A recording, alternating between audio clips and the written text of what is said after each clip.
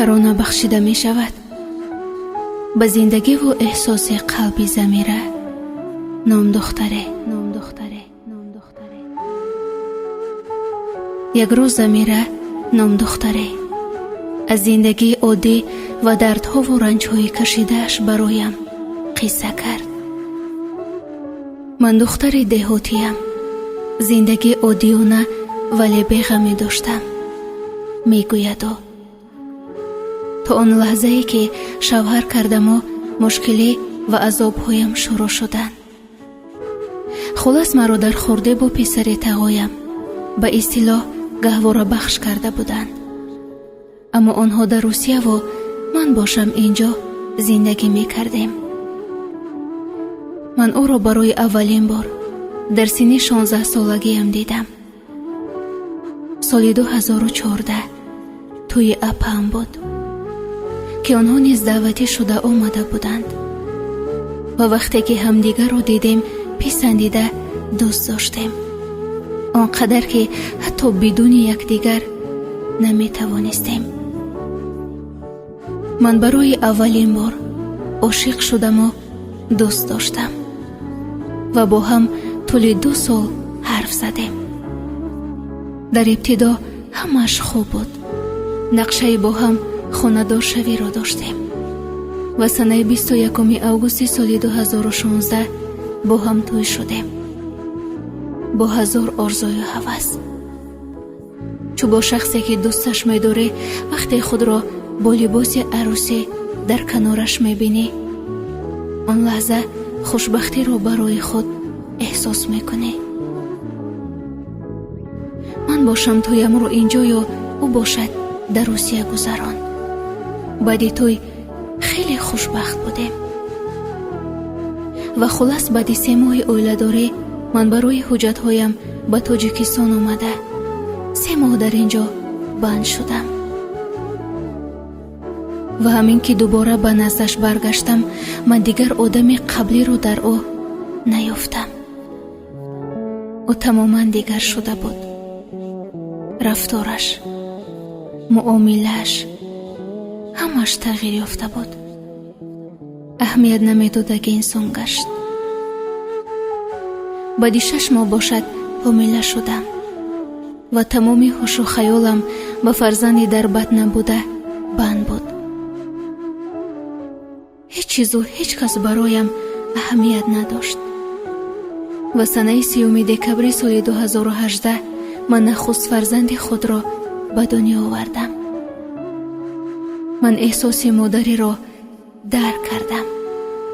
من مادر شدم و آنقدر خوشبخت بودم که بیانش مشکل است. دخترچم را نام نکوی مریم را گذاشتم. مریم خردک که من بعد 1 مدت بیمار شد و روز تا روز حالش بد شدن گرفت. دکتران معاین کردند که معاینه سر کودک کلا نمی شود و بعد 3 ماه باز حامله شدم. شوهرم باشد به خارج رفت.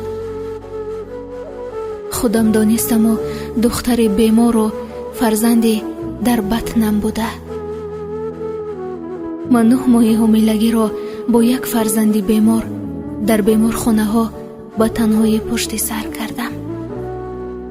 در غریبی، دور از پدر و مادرم و بدون نبود شوهرم.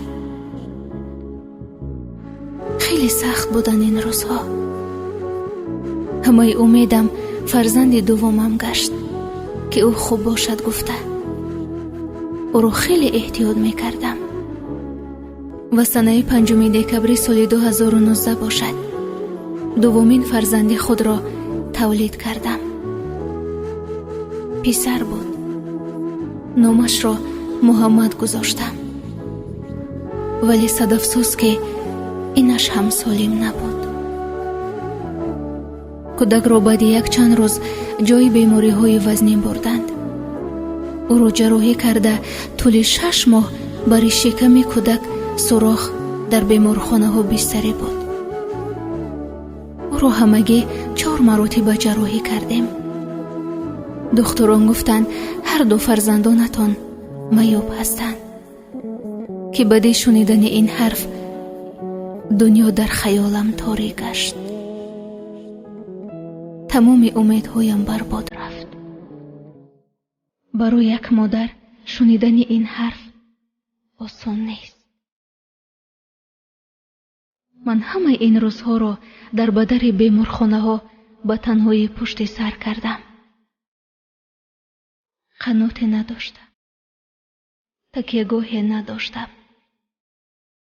من داشتم سخت‌ترین روزها را به تنهایی پشت سر می کردم. ولی شوهرم باشد بر قصد من خیانت می کرد و از زندگی خود لذت می برد.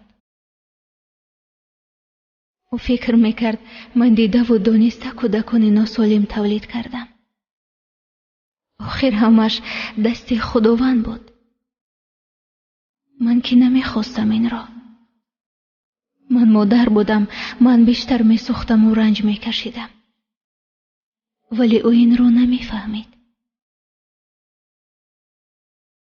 او هر روز عکس‌هایش را در صفحه‌هایش گذاشته مرا می سوزاند و خلاص. حتی باری هم برایم زنگ نمی زد. ولی به خاطر این دو فرزند و عشقی که نسبتش داشتم همش رو صبر می کردم. گرچه سخت بود. از بین 2 سال گذشت. در این 2 سال اگرچه یک خانه و در یک شهر بودیم باری سراغم را نگرفت. فرزند گفته با دیداربینیشان نآمد.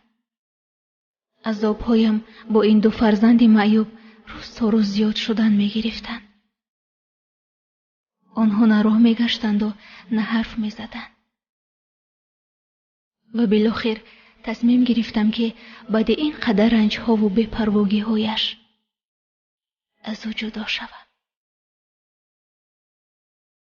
بنابراین اگرچه برای یک مادر از بهر فرزند گذشتن سخت است، ولی پسرم را به بابایش گذاشته، دخترم را گرفته آمدم به وطن.